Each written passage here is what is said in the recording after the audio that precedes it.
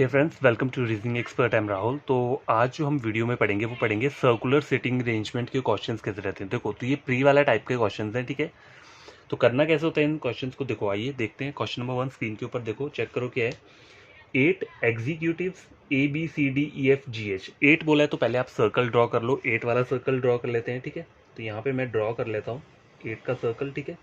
देखो, कभी भी आप क्वेश्चन अगर सॉल्व करते हो सिटिंग में, तो पहले ही क्या करो, अलग से एक्स्ट्रा सर्कल ड्रॉ कर लो। क्यों? क्योंकि हो सकता है आगे जाके आपको अगर पॉसिबिलिटीज़ वाली कंडीशन लगेगी वहाँ पे, तो आप दूसरे वाले को क्या कर सकते हो, अपना चेक कर सकते हो। क्योंकि अगर ये गलत हो गया तो दूसरी वाले में उस जगह पे क्या हो जाएगा, वो सही हो जाएगा, ठीक है।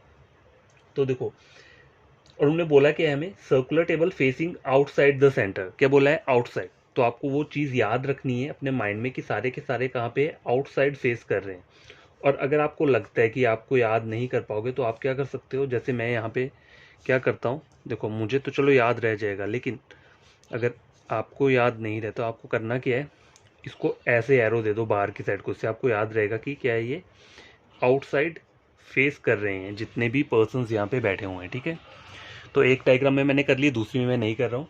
तो आगे देखते हैं क्या बोल रहा है। F is third to the right of C, तो ये मैं कहीं पे भी ड्रॉ कर सकता हूँ। F is third to the right of C. देखो, जब हम बाहर को फेस करते हैं तो राइट साइड क्या चलती है हमारी, ये वाली साइड हमारी राइट चलती है, और ये वाली साइड की चलती है हमारी लेफ्ट चलती है, ठीक है। तो मैं क्या करता हूँ, ये बोल रहा है, देखो F is third to the right of C, तो सी को मैंने यहाँ बिठा दिया। और एफ इज थर्ड, 1 2 3, मतलब एफ को क्या कर दिया मैंने यहाँ पे बिठा दिया, ठीक है। इतना मैंने ड्रॉ कर लिया।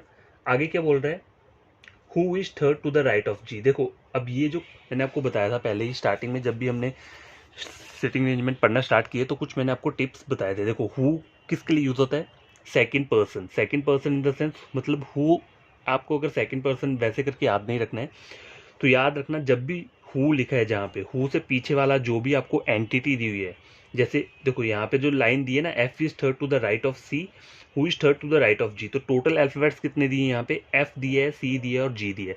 तो ये जो हु वर्ड है, ये किसके लिए होता है, हु से जो पीछे वाला अल्फाबेट दिए ना, उसके लिए ये वर्ड यूज होता है। अगर हु नहीं होगा वहां पे तो क्या होगा, देखो वर्ड बताया तो मैं आपको कौन कौन से थे। देखो, हु, हुम, हुज और विच, ठीक है।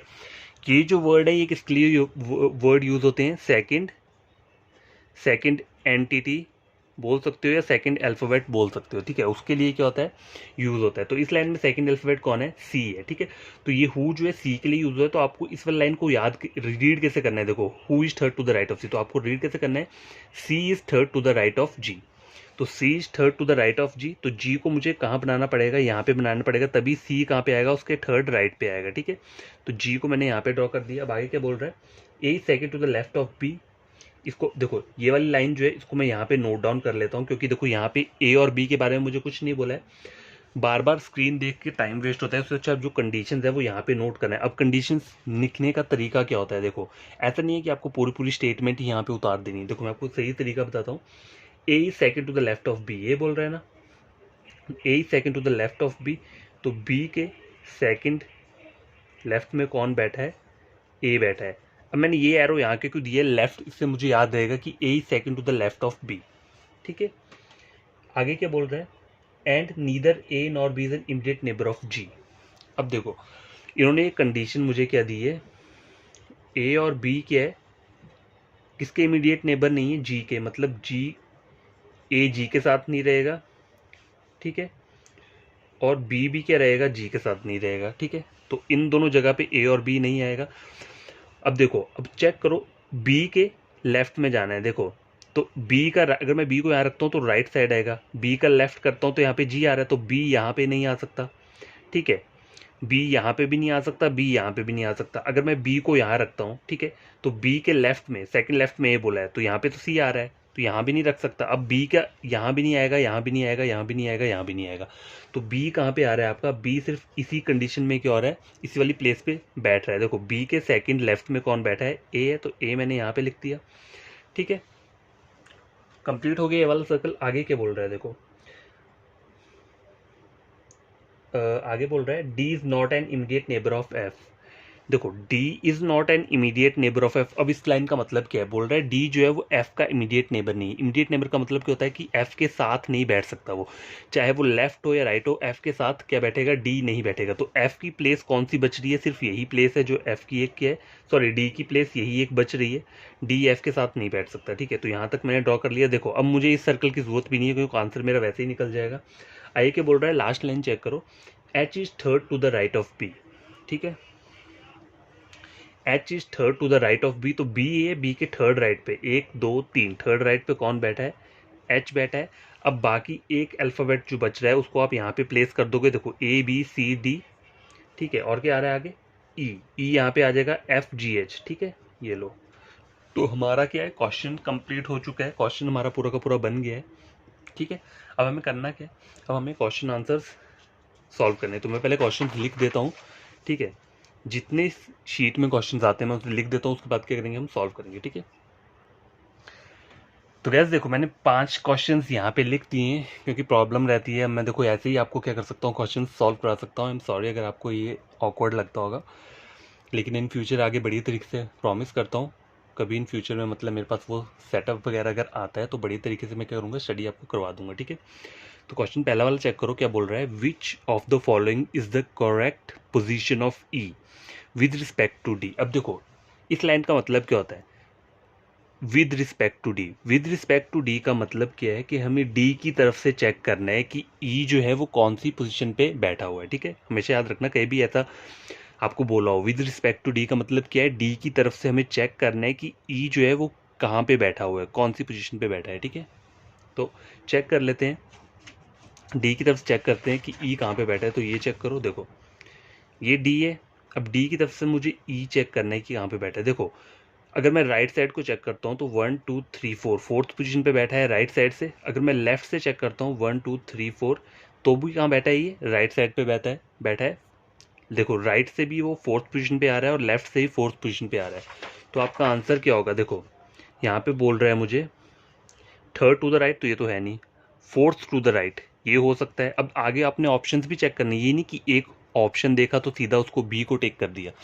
ऑप्शन सी चेक करो, यहाँ बोल रहा है फोर्थ थ्रू द लेफ्ट। तो देखो मैंने जब हमने डायग्राम चेक किया तो हमने क्या देखा कि दोनों तरफ से क्या है, बन रहा है, फोर्थ टू द राइट भी सही है और फोर्थ टू द लेफ्ट भी सही है, लेकिन दोनों एट ए टाइम सही नहीं हो सकते। तो ऑप्शन कौन सा सही रहेगा, ऑप्शन ई चेक करो, यहाँ बोल रहा है बी और सी मतलब दोनों।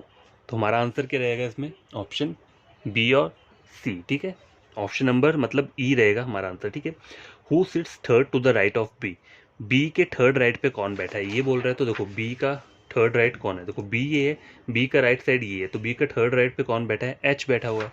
तो आपका आंसर क्या रहेगा, इसका आंसर रहेगा ऑप्शन नंबर 4 एच। ठीक है, नेक्स्ट क्वेश्चन चेक करो, who sits immediate left of F. अब देखो एफ के इमीडिएट लेफ्ट में पूछा, ये नहीं बोला है उन्होंने कि who sits immediate to the left. अब इमीडिएट टू द लेफ्ट में कोई भी बैठ सकता है, सॉरी नहीं, मतलब अगर ऐसा बोला होता who sits immediate to F, अगर ऐसा बोला होता तो इमीडिएट में मतलब कोई भी आ सकता है, इधर राइट वाला आ सकता है या लेफ्ट वाला आ सकता है। लेकिन इस क्वेश्चन में हमें डायरेक्टली क्या मेंशन किया हुआ है, देखो हु सिट्स इमीडिएट लेफ्ट मतलब इमीडिएट लेफ्ट बताना है हमें कौन बैठा है, एफ के इमीडिएट लेफ्ट में कौन है। तो देखो एफ कहाँ पे है, ये एफ के इमीडिएट लेफ्ट में कौन बैठा है, ई बैठा हुआ है। तो आपका आंसर क्या रहेगा, ई। देख लो ई कहाँ पे है, ई है क्वेश्चन ऑप्शन नंबर 2 में। अगर सपोज करो यहाँ पे ई नहीं दिया है कहीं भी, और तो आपको टिक किसे करना है, नन ऑफ दिस को। ठीक है, अगर आपका आंसर इन ऑप्शंस में गिवन नहीं है तो आपको आंसर क्या लगाना है, एनओटी मतलब none of this. Question number 4 check करो, who is second to the left of D, D के सेकंड लेफ्ट में देखना है हमें। तो ये डी है, डी का सेकंड लेफ्ट क्या हो जाएगा, ये देखो डी का पहला लेफ्ट ये हुआ, दूसरा लेफ्ट क्या हुआ, ये हुआ, तो एच बैठा हुआ है। तो आपका आंसर क्या रहेगा यहाँ पे, ऑप्शन नंबर 4 एच। ठीक है, अब क्या देखो ये जो 5th वाला क्वेश्चन है ये बहुत इंटरेस्टिंग होता है, ये आता ही आता है, एक मतलब 5 में से एक क्वेश्चन इस टाइप का रहता है। तो बोल के रहा है 4 of the following 5 are alike in a certain way, मतलब 5 में से 4 जो है वो क्या है, सेम है कि एक सर्टेन वे में, on the basis of their position मतलब जो उनकी पोजीशन है उन बेसिस पे 4 जो है वो सेम है। And so form A group, जो कि क्या बना रहे हैं, ग्रुप बना रहे हैं, which is the one that does not belong to group. तो देखो 4 इसमें कॉमन रहेंगे लेकिन एक जो है वो डिफरेंट रहेगा, तो वो एक कौन सा डिफरेंट है वही हमें फाइंड आउट करना है। तो ऑप्शन ए क्या बोल रहा है, ए बी। तो ऑप्शन ए चेक करो, ए और बी। देखो ए और बी क्या आ रहा है, ए और बी के बीच में एक पर्सन का गैप आ रहा है, ठीक है। अब आगे चेक करो डी सी, ठीक है, डी सी जो है, डी सी को चेक कर लो यहाँ पे, ये डी है और ये सी है, यहाँ पे भी एक पर्सन का गैप आ रहा है, ठीक है। आगे सी क्या बोल रहा है, जी एफ, तो देखो जी एफ चेक कर लो, जी और एफ में भी क्या आ रहा है, एक पर्सन का क्या आ रहा है, गैप आ रहा है, ठीक है। अब देखो ई एच चेक करो, ई एच क्या है, देखो ये ई है और ये एच है, ई एच है, ठीक है। तो ई एच में क्या आ रहा है, ई एच में भी एक पर्सन का गैप आ रहा है।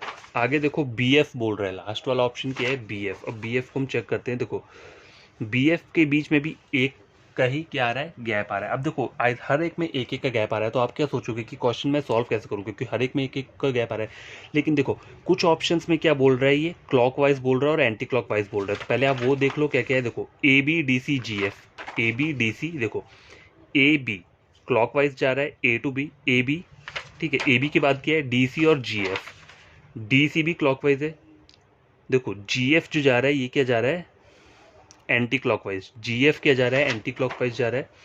ई एच चेक करो, ई एच जो है, ई एच जो आ रहा है ये भी क्लॉकवाइज जा रहा है, क्योंकि पहले ई आ रहा है फिर एच आ रहा है, तो मैं ऐसे करके ही जाऊंगा, ठीक है। ये भी क्लॉकवाइज है। और बी एफ चेक करो, ये भी क्लॉकवाइज ही रहेगा, देखो बी और एफ ये भी क्लॉकवाइज है। तो आपका आंसर क्या है, ऑप्शन नंबर सी। अब हमारा आंसर सी क्यों हो रहा है इसमें, क्योंकि जी एफ जो है वो जो डायरेक्शन हमें बता रहा है वो कौन सी बता रहा है, एंटी क्लॉकवाइज। देखो जी और एफ, जी से जब मैं एफ जाऊंगा तो ये जो डायरेक्शन जा रही है ऐसे वाली, इस वाली डायरेक्शन को क्या बोलते हैं हम, एंटी क्लॉकवाइज, मतलब पीछे वाली डायरेक्शन को। और बाकी सब में जो है वो क्लॉकवाइज डायरेक्शन आ रही है, ठीक है। इसलिए हमारा आंसर क्या रहेगा, जो हमारा ऑकवर्ड अलग सा जो हमारा वो ऑप्शन है वो रहेगा ये, ठीक है, जी और एफ का, ठीक है। तो आई बात समझ में, क्वेश्चन को आपको कैसे सॉल्व करना है। तो जस्ट मैंने ये आपको डेमो दिया है थोड़ा सा कि क्वेश्चंस कैसे कैसे रहते हैं। आपको क्वेश्चंस सॉल्व करोगे तो आपके माइंड में वो चीज़ें होनी चाहिए कि मुझे क्या फाइंड आउट करना है, ठीक है। तो ये सर्कुलर सिटिंग अरेंजमेंट का क्वेश्चन था। तो आगे क्या करते हैं, कुछ क्वेश्चंस और सॉल्व कर लेते हैं, ठीक है। ये चलो थोड़ा बेसिक टाइप का क्वेश्चन था, ठीक है। तो आगे जो हम क्वेश्चन सॉल्व करेंगे वो थोड़ा बढ़िया तरीके का कर लेते हैं। तो गैस एक और 8 सर्कल वाला क्वेश्चन हम सॉल्व करेंगे। उसमें भी क्या है, 8 पर्सन ही सीट किए होंगे। तो देखो चेक करो क्वेश्चन स्क्रीन के ऊपर क्या है, 8 friends A B C D जो भी लिखा है एच तक लिखा है, are sitting in a circle not necessarily in the same order, 4 of them are facing outside and 4 of them are facing the centre, ठीक है। तो आपको करना क्या है, देखो अगर मैं 2 सर्कल ड्रॉ कर लेता हूँ, ठीक है, 2 सर्कल्स को क्या कर लेता हूँ मैं, ड्रॉ कर लेता हूँ। इधर मेरा कोई ना कोई एक ठीक हो जाएगा। तो मेरी बात सुने यहाँ पे, ये वाला जो क्वेश्चन है इसमें आप खुद से डायरेक्शन मत कर लेना, क्यों, क्योंकि अगर वैसा करोगे तो क्या हो जाएगा, क्वेश्चन आपका गलत हो सकता है। बस 8 बंदों को आपने जैसे ही बिठा लिया यहाँ पे, अब करना क्या है, देखो हमें क्वेश्चन में बोला क्या है, 4 of them are facing outside and 4 of them are facing centre. तो ऐसा नहीं करना है कि ये 4 यहाँ के आपने सेंटर को फेस कर दिए और ये वाले आउटसाइड फेस कर दिए, खुद से उनकी डायरेक्शन नहीं देनी है। इन्होंने सिर्फ हमें ये बताया इतना है कि 4 जो है वो अंदर को ही फेस करेंगे और 4 बाहर को ही, लेकिन ये नहीं बताया कि कौन से 4 अंदर को फेस करेंगे, कौन से 4 बाहर को फेस करेंगे, ठीक है। तो खुद से कभी भी क्या करना है, वो चीज़ें नहीं बनानी है, एरो मत दे देना। क्वेश्चन कभी कभी क्या बोलता है कि सारे के सारे पर्सन सेंटर को फेस कर रहे हैं, तो उस टाइम पे अगर आपको एरो देकर समझना है तो वैसे कर सकते हो, नहीं तो अपने माइंड में याद रख लेना कि सारे के सारे क्या है, सेंटर को फेस कर रहे हैं। या कोई जैसे हमने पीछे वाला क्वेश्चन अभी सॉल्व किया उसमें सब के सब आउटसाइड फेस कर रहे थे, ठीक है, जितने भी से बाहर को फेस कर रहे थे, तो वो भी क्या कर सकते हो आप माइंड में रख सकते हो, ठीक है। लेकिन इस वाले क्वेश्चन में मुझे बोला है 4 क्या कर रहे हैं, इनसाइड। देखो यहाँ लिख देता हूँ, 4 क्या फेस कर रहे हैं, इनसाइड, और 4 क्या फेस कर रहे हैं, आउटसाइड, ठीक है। तो इसको मैं कभी भी ऐसे अपने आप से ड्रॉ नहीं करूंगा, ठीक है। मैं सिर्फ कंडीशन जो जो मुझे क्वेश्चंस में बोला है उसके हिसाब से मैं क्या करूंगा, अपना डायरेक्शन दूंगा, ठीक है। तो पहला चेक करो, ई फेसिस आउटसाइड। अब ये बोल रहा है ई जो है वो आउटसाइड फेस कर रहा है, ठीक है। Both the immediate neighbour of E face the centre, ठीक है। तो ई को मैं कहीं पर भी बना लेता हूँ, ई जो है वो आउटसाइड फेस कर रहा है, मतलब बाहर को फेस कर रहा है, तो ठीक है, मैंने ई यहाँ पे बना लिया, ठीक है। अब उसके बाद क्या बोला है, बोथ द इमीडिएट नेबर, मतलब ई के जो दोनों इमीडिएट नेबर्स हैं वो कहाँ पे फेस कर रहे हैं, सेंटर को। तो इन दोनों को मैं क्या करूँगा, सेंटर की तरफ बना लूंगा, ठीक है। ये मैंने इतना ड्रॉ कर लिया, ठीक है। देखो आगे क्या बोल रहा है, H sit second to the right of E, H sit second to the right of E. तो ई आउटसाइड देख रहा है तो उसका राइट क्या पर होगा, यहाँ पे होगा। तो H sit second to the right of E. अभी तक एच की हमें कोई डायरेक्शन नहीं पता है कि वो इनसाइड है आउटसाइड है, ठीक है। B sits third to the left of E, B sits third to the left of E, तो ई का लेफ्ट क्या रहेगा, ये रहेगा, तो बी सिट्स थर्ड 1 2 3, तो बी कहाँ आ जाएगा, यहाँ पे आ जाएगा। ठीक है, आगे बोल रहा है डी फेस द सेंटर। अब देखो यहाँ पे डी के बारे में मुझे कुछ नहीं पता, तो मैं डी को बना लेता हूँ, वो कहाँ फेस कर रहा है, सेंटर के लिए क्या कर सकता हूँ मैं, ऐसे वाला फेस दे सकता हूँ। इसका मतलब क्या है, मतलब मैंने अपने माइंड में रखा है कि ऊपर का डायरेक्शन क्या हो जाएगा, सेंटर का हो जाएगा। ठीक है, अगर आउटसाइड बोला होगा तो नीचे का डायरेक्शन बना लेना। ठीक है, पूरा पूरा लिखने की जरूरत नहीं होती है, अगर आप पूरा पूरा लिखोगे ना तो पूरा का पूरा टाइम वेस्ट हो जाएगा। ठीक है, तो ये कंडीशन मैंने यहाँ पे लिख ली। आगे चेक करो क्या बोल रहा है, both the immediate neighbour of D face outside. ठीक है, आइदर देखो, अगर मैं इसको यहाँ पे लिख लूँ, यहाँ पे डायरेक्ट ड्रॉ नहीं कर सकता, यहाँ पे ऐसा लिख सकता हूँ कि डी के जो इमीडिएट नेबर जो भी हैं वो कहाँ फेस कर रहे हैं, आउटसाइड फेस कर रहे हैं। ठीक है, ये मैंने इतना लिख लिया। ठीक है, अब देखो आगे बोला G sits second to the left of A, तो इसको मेरे को ड्रॉ करना पड़ेगा, G sits second to the left of A. तो देखो अगर ए क्या करता है, यहाँ पे फेस कर रहा है, ठीक है, मतलब इनसाइड फेस कर रहा है, तो G sits second to the left of A, ये वाला डायग्राम बन जाएगा। अगर ए क्या कर रहा है, आउटसाइड फेस कर रहा है, ठीक है, नीचे मतलब नीचे को फेस कर रहा है, आउटसाइड फेस कर रहा है, तो जी सिक्स क्या बोला है, G second to the left of A, तो ए का लेफ्ट क्या हो जाएगा, यहाँ पर आ जाएगा, तो जी कहाँ पे आ जाएगा, जी यहाँ पे आ जाएगा। ठीक है, इन दोनों में से कोई भी कंडीशन लग सकती है, तो मैंने इन कंडीशंस को यहाँ पे नोट डाउन कर लिया है, बार बार स्क्रीन देखने की जरूरत नहीं है। B sits third to the right of H, B sits third to the right of H. अब देखो अगर मैं एच को यहाँ पे बनाता हूँ, इनसाइड बनाता हूँ, तो बी तो यहाँ आएगा, लेकिन बी तो मेरा ऊपर आ रहा है, तो बी मुझे क्या, एच की डायरेक्शन मुझे आउटसाइड रखनी पड़ेगी, तभी बी क्या हो जाएगा, थर्ड आ जाएगा किसके, राइट पे। ठीक है, समझ आई बात, बोला है ना, देखो हमने यहाँ पे B sits third to the right of H, अगर मैं एच को इनसाइड करता तो बी मेरा कहाँ आना था, यहाँ पे, क्यों, क्योंकि देखो राइट यहाँ को होना था ना, राइट यहाँ को चलना था, अगर ये इनसाइड फेस कर रहा होता तो राइट यहाँ को आना था, लेकिन मुझे बी की डायरेक्शन ऑलरेडी पता है, पोजीशन कहाँ पे है, तो इसलिए मुझे एच को आउटसाइड करना पड़ेगा, तभी बी कहाँ पे आएगा, देखो 1 2 3 राइट पे आएगा। ठीक है, समझ आई बात, क्लियर हो गया। F is an immediate neighbour of D. ठीक है, एफ क्या है, डी का इमीडिएट नेबर है, तो इसको मैंने ऐसे करके लिख लिया यहाँ पे। ठीक है, एफ क्या है, इमीडिएट नेबर है डी का। C is an immediate neighbour of G. अब क्या बोल रहा है, C is an immediate neighbour of G, तो इसको भी मैंने यहाँ पे लिख लिया ऐसे। अब आगे क्या बोल रहा है, D is not an immediate neighbour of B. अब देखो यहाँ पे चेक करो, डी क्या है, is not an immediate neighbour of B.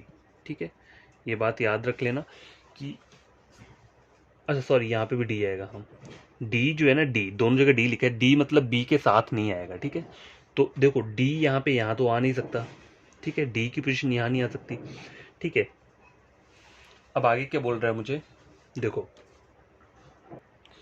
तो गैस देखो ये मेरा इतना डायग्राम बन चुका है, और बाकी कंडीशंस मैंने यहाँ पे नोट डाउन कर लिए, तो मुझे बार बार क्या करना है, क्वेश्चन देखने की जरूरत नहीं पड़ेगी। देखो अब बोल क्या रहा है, देखो हम जो पहला वाला कंडीशन यहाँ पे लिखा था वो क्या था, डी जो है सेंटर को फेस कर रहा है। ठीक है, तो देखो, और यहाँ बोला है कि इन्होंने डी जो है वो बी के साथ नहीं हो सकता, मतलब डी जो है वो बी का इमीडिएट नेबर नहीं है, तो डी की पोजीशन इन दोनों जगह पे नहीं आ सकती। तो डी के लिए कौन कौन से प्लेस बच रहे हैं, ये 3 प्लेस बच रहे हैं, लेकिन इनमें बोला है डी सेंटर को फेस कर रहा है। ठीक है, ये तो आपको पता है, तो डी में अगर इन तीनों में से कहीं पे भी लिख सकता हूँ, लेकिन एक और कंडीशन ये वाली चेक करो, यहाँ क्या बोल रहा है, डी के साथ वाला नेबर जो है वो क्या रहेगा, डी का इमीडिएट नेबर क्या है, एफ है। ठीक है, समझ आई बात, sorry, F is an immediate neighbour of D. अगर मैं डी को यहाँ रखता हूँ तो एफ इमीडिएट नेबर बन जाएगा, अगर मैं डी को यहाँ रखता हूँ तो एफ इमीडिएट नेबर बन जाएगा, लेकिन अगर मैं डी को यहाँ रखता हूँ तो एफ कहीं पे भी नहीं आएगा। तो डी की ये 2 पोजीशन हो सकती है, तो एक बार मैं क्या करता हूँ, डी को यहाँ लिख लेता हूँ। ठीक है, डी फेस सेंटर को कर रहा है, और एक साइड मैंने डी को क्या लिख लिया, यहाँ पे लिख लिया। ठीक है, क्योंकि यहाँ मुझे बोला ना डी सेंटर को फेस कर लिया, तो मैंने ये बना लिया। अब मेरी 2 कंडीशन यहाँ पे लग चुकी हैं। ठीक है, ये मेरा क्या हो गया, बन गया है। ठीक है, डी सेंटर को फेस कर रहा है, ये तो मेरा बन गया है। अब इन्होंने बोला क्या है, डी के जो नेबर्स हैं, देखो यहाँ पे बोला है ना इन्होंने, both the immediate neighbour of D face outside. ठीक है, अब मैं डी को यहाँ रखता हूँ, इस वाली कंडीशन में अगर मैंने डी को यहाँ पे रखा है तो ये वाला पर्सन क्या आएगा, यहाँ पे आना चाहिए, दोनों जो है मतलब ये आउटसाइड फेस करने चाहिए। ठीक है, अगर डी को मैंने यहाँ रखा है तो इसको भी मुझे क्या आउटसाइड फेस करना पड़ेगा इन दोनों को। ठीक है, तो ये कंडीशन सेटिस्फाई हो गई, ये भी कंडीशन सेटिस्फाई हो गई है। ठीक है, अब बोल रहा है C is an immediate neighbour of G. ठीक है, तो इसको भी स्किप कर देता हूँ। और देखो D is not an immediate neighbour, मतलब ये वाला मेरा कंडीशन हो गया है। मेरा कंडीशंस बच कौन से रहे हैं, ये 2 कंडीशंस बच रहे हैं। अब ये बोल के रहा है जी एक छोड़ के ए आएगा, तो वो आप कैसे ड्रॉ कर सकते हो। देखो आइदर क्या हो सकता है, ए इनसाइड हो सकता है या आउटसाइड हो सकता है। अब यहाँ पे चेक करो 4% इनसाइड और आउटसाइड बोला है, तो देखो 4% बन रहे हैं, आउटसाइड में कितने बन रहे हैं, 1 2 3 बन रहा है, ठीक है, ठीक है, 3 बन रहे हैं। और यहाँ पे चेक करो, यहाँ पे 1 2 3, देखो 1 2 3 यहाँ पे बन रहे हैं। इस वाले डायग्राम में देखो 3% मेरे बन चुके हैं, ठीक है, और यहाँ पे भी 3% मेरे मतलब इनसाइड आ रहे हैं, 3 के आ रहे हैं आउटसाइड आ रहे हैं, बाकी ये 2 बच रहे हैं। तो इनमें से कोई भी हो सकता है, मतलब एक वो हो सकता है एक वो हो सकता है, मतलब इनसाइड आउटसाइड का मुझे नहीं पता, ठीक है। तो गैस देखो ये इतना हमारा बन चुका है। अब मुझे आगे क्या करना है, देखो ए जो है, जी जो है वो क्या ए के सेकंड लेफ्ट पे बैठा है, ठीक है। तो अगर मैं ए को यहाँ रखता हूँ तो जी वहाँ आ जाएगा, ठीक है, जी वहाँ आ जाएगा। लेकिन अगर जी यहाँ पे आता है, ठीक है, सपोज करो जी यहाँ पे आता है, तो एफ का इमीडिएट नेबर कौन है, मेरा डी का इमीडिएट नेबर एफ यहाँ पे आ गया। और इन्हें मुझे बोला है जी और सी ए, मतलब जी और सी जो है क्या बोला है उन्होंने, देखो C is an immediate neighbour of G, ये बोला है ना उन्होंने। तो जी और सी यहाँ पे आ जाएगा, ठीक है। तो इसको यहाँ पे ड्रॉ करके देख लेता हूँ, ठीक है। करना कैसे, देखो एफ का डी का जो इमीडिएट नेबर है वो एफ है, तो एफ को मैंने यहाँ पे ड्रॉ कर दिया, ठीक है। अब बोल रहा है ए के जो लेफ्ट में कौन बैठा है, ए के सेकंड लेफ्ट में जी है। तो अगर मैं ए को यहाँ बिठा देता हूँ तो ए के सेकंड लेफ्ट में कौन आ रहा है, जी आ रहा है, ठीक है। और बोल रहा है जी सी आपस में क्या है, इमीडिएट नेबर है, ठीक है। तो ये क्या है, मेरा यहाँ डायग्राम बन रहा है। अगर मैं यहाँ पे चेक करूँ तो देखो डी का इमीडिएट नेबर कौन है, एफ है। तो एफ को मैंने यहाँ पे बिठा दिया, ठीक है, बिठा दिया। अब देखो ये क्या बोल रहा है, ए के सेकंड लेफ्ट में जी है, तो यहाँ से तो बनेगा नहीं, यहाँ से भी नहीं बनेगा। अगर मैं ए को यहाँ पे बना देता हूँ, सपोज करो ए को यहाँ बना देता हूँ, तो ए के सेकंड लेफ्ट में कौन है, जी है। तो ए तो ये तो कहीं भी ड्रॉ बन ही नहीं रहा। अगर मैं ए को यहाँ पे बिठा रहा हूँ तो सेकंड लेफ्ट में डी बैठा है, अगर ए को यहाँ पे बिठा रहा हूँ तो सेकंड लेफ्ट में जी। तो चलो ठीक है, यहाँ पे बिठा देता हूँ, इसको छोड़ दो, इसको मैंने ऐसे रख दिया एज इट इज़, ठीक है। ए के सेकंड लेफ्ट में कौन बिठा दिया मैंने, चलो जी को बिठा दिया, ठीक है, बन गया। और उन्होंने बोला है जी के साथ कौन रहेगा, हमेशा सी रहेगा। जी जो है वो किसका नेबर है, सी का। तो यहाँ पे सी तो कहीं नहीं आ रहा है, सी तो या फिर यहाँ बैठेगा। तो ये डायग्राम क्या हुआ, मेरा गलत हो चुका है। तो मेरा करेक्ट डायग्राम क्या है, ये है, ठीक है। अब देखो इन्होंने मुझे बोला क्या था यहाँ पे कि 4 बंदे इनसाइड फेस कर रहे हैं, 4 आउटसाइड फेस कर रहे हैं। तो देखो मेरे यहाँ पे आउटसाइड वाले कितने हैं, देखो 1 2 3 आउटसाइड है, ठीक है, और 2 इनसाइड है। और बाकी ये जो 3 है इनका मुझे क्या है वो नहीं पता है, डायरेक्शन नहीं पता है। तो देखो क्वेश्चन के अकॉर्डिंग मेरा जो है वो डायग्राम बन चुका है, लेकिन अभी भी मुझे इन तीनों का डायरेक्शन नहीं पता है। तो इसको मैं एज इट इज़ छोड़ दूंगा, क्योंकि मुझे क्वेश्चंस में और कोई हिंट नहीं मिल रहा है। जब आपको और कोई हिंट नहीं मिल रहा है तो उस क्वेश्चन को एज इट इज़ लीव कर दो। देखो 4 इनसाइड बोला है, 4 आउटसाइड, तो मेरे आउटसाइड 3 आ रहे हैं, लेकिन मैं वो रैंडमली कोई भी पिक करके इसको वो नहीं कर सकता कि इसको मैंने आउटसाइड कर दिया तो 4 हो गए तो बाकी 2 को मैं इनसाइड बना दूंगा। ऐसा कुछ नहीं करना है, ठीक है, नहीं तो क्वेश्चन आपके गलत हो जाएंगे, ठीक है। ये हमारा फाइनल डायग्राम बन चुका है, ठीक है। अब करना क्या है, हमें क्वेश्चंस को सॉल्व करना। देखो ये डायग्राम यहाँ पे गलत हो गया था, इसलिए बोलता हूँ 2 डायग्राम पहले से ही बनाने चाहिए, क्योंकि अगर एक जगह गलत हो रहा है तो दूसरी जगह सही हो जाएगा, ठीक है। और कभी भी कंडीशंस जो देते हैं, गिवन कंडीशन, उसको इस तरीके से लिखना है, ठीक है। जैसे सपोज करो ए के सेकंड लेफ्ट में कौन बैठा है, जी बैठा हुआ है। तो आप कैसे बनाओगे, ऐसे करके लिख देना कि ए के सेकंड लेफ्ट में, ये लेफ्ट हो गया, ठीक है। ए के सेकंड लेफ्ट में कौन बैठा है, जी। आइदर अगर ए क्या कर रहा है, सेंटर को फेस कर रहा है, अगर ए क्या कर रहा है, आउटसाइड फेस कर रहा है, तो इसका राइट क्या आएगा, राइट यहाँ पे आएगा, लेफ्ट इस साइड जाएगा। तो ए के सेकंड राइट पे जी बैठा है। अगर अगर नीचे को आएगा, मतलब बाहर की तरफ को फेस करने को बोल रहा है, ठीक है। 2 कंडीशन ऐसे बन सकती हैं, ठीक है। इमीडिएट नेबर का मतलब क्या होता है, अगर बोला है B is an immediate neighbour of D, ठीक है, B is an immediate neighbour of D, मतलब बी जो है वो डी के साथ रहेगा। लेकिन आइदर उन्होंने ये नहीं बोला है कि बी लेफ्ट में रहेगा या राइट में रहेगा, लेकिन इतना मुझे पता है कि बी क्या इमीडिएट नेबर है किसका, डी का। ये जस्ट आपको हिंट एक दे रहा हूँ मैं कि क्वेश्चन आपने कैसे लिखने हैं वहाँ पे, क्वेश्चन सॉरी ये जो कंडीशन है वो कैसे लिखनी है, ठीक है। तो अब हम क्या करेंगे, क्वेश्चन आंसर्स को सॉल्व कर लेते हैं। तो पहले मैं लिख देता हूँ क्वेश्चन को, उसके बाद क्या करेंगे, डायग्राम को देख के क्या करेंगे, क्वेश्चन को सॉल्व करेंगे, ठीक है। तो गैस ये क्वेश्चंस मैंने यहाँ पे लिख दिए हैं। अब हमें करना है कि इन क्वेश्चंस को सॉल्व करना है। तो क्वेश्चन वो फर्स्ट देखो स्क्रीन के ऊपर क्या है, who amongst the following sits to the immediate right of H, मतलब एच के इमीडिएट राइट की बात कर रहा है। तो यहाँ पे चेक करते हैं हम, देखो ये एच है, एच के इमीडिएट राइट में कौन बैठा है, जी बैठा हुआ है, ठीक है, कौन बैठा है, जी। तो आपका आंसर क्या रहेगा, जी रहेगा। तो देखो जी कहाँ पे दिया है, ऑप्शन नंबर 4 पे दिया है ठीक है। क्वेश्चन नंबर 2 चेक करो, who amongst the following sits third to the right of A. Third to the right of A, देखो ए ही है, third to the right of A, F बैठा है 1 2 3, कौन बैठा है, एफ। तो आपका आंसर क्या रहेगा इसका, ऑप्शन नंबर 3 एफ, ठीक है। देखो क्वेश्चन थर्ड चेक करो, ये काफ़ी ट्रिकी टाइप का क्वेश्चन लगेगा आपको। क्या बोल रहा है, if all the people are made to sit in alphabetical order, ये हमें सपोज करने को बोल रहा है, अगर सारे के सारे जितने भी यहाँ पे बैठे हुए हैं पीपल, 8 बंदे, उनको अगर हम अल्फाबेटिकल ऑर्डर में चेंज कर देते हैं। अल्फाबेटिकल ऑर्डर क्या होता है, मतलब जो भी अल्फ़ाबेट वहाँ पे दिया है उसको हम स्टार्टिंग से लेंगे, जैसे ए बी सी डी, जैसे सपोज करो बीच में कोई भी दे दिया है, सी एफ करके दे दिए, तो पहले सी आएगा फिर एफ आएगा, उसे बोलते हैं हम अल्फ़ाबेटिकल ऑर्डर। और बोला क्या है, इन क्लॉकवाइज डायरेक्शन, क्लॉकवाइज क्या होती है, ये वाली, ये क्लॉकवाइज रहती है, यहाँ से ऐसे, ठीक है।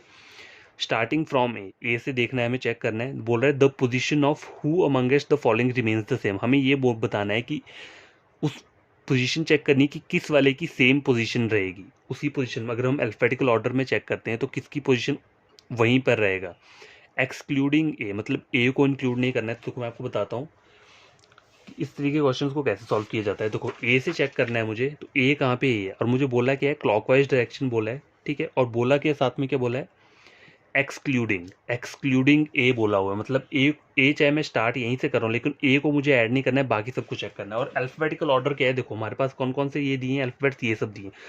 तो अल्फाबेटिकल ऑर्डर क्या होगा, देखो पहले ए आएगा, फिर क्या आएगा, बी आएगा, फिर सी आएगा, फिर डी आएगा, फिर ई एफ, फिर आएगा जी और एच, ठीक है। तो मुझे ए से स्टार्ट करना है, तो देखो ए, पर मैं इसको काउंट नहीं करूंगा, B C D E F, F देखो उसी पोजीशन पे आ रहा है, समझ आई बात। देखो ए से मैंने चेक किया, मुझे इस वाले सीक्वेंस में फॉलो करना है। टोटल अल्फ़ाबेट्स मुझे यही सब दिए हैं, टोटल 8 अल्फ़ाबेट्स हैं, और यहाँ पे जो अल्फ़ाबेट हैं वो अलग अलग पोजीशन पे हैं, उनको मैंने अल्फ़ाबेटिकली लिख लिया है।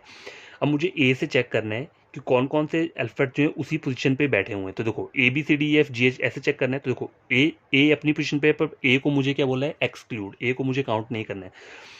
ए बी की जगह यहाँ पे एच आ रहा है, तो ये सेम पोजीशन पे नहीं है, B C D E F, देखो एफ वाली पोजीशन पे आ रहा है, एफ जी एच, ठीक है। तो क्या आ रहा है, ओनली वन, कौन सा आ रहा है, एफ आ रहा है। तो आपका आंसर क्या रहेगा इसका, ऑप्शन नंबर 2 एफ। समझ आई ये वाले क्वेश्चन को कैसे हम सॉल्व करते हैं। क्वेश्चन नंबर 4 चेक करो, who amongst the following sits exactly between F and C. देखो एफ और सी के बीच में एग्जैक्टली मुझे बताना है। तो एफ ये है और सी ये, एफ और सी के एग्जैक्टली बीच में कौन बैठा हुआ है, देखो एग्जैक्टली बीच में वैसे तो बी बैठा हुआ है, ठीक है, बी बैठा है। लेकिन मुझे यहाँ पे उन्होंने बोला क्या है,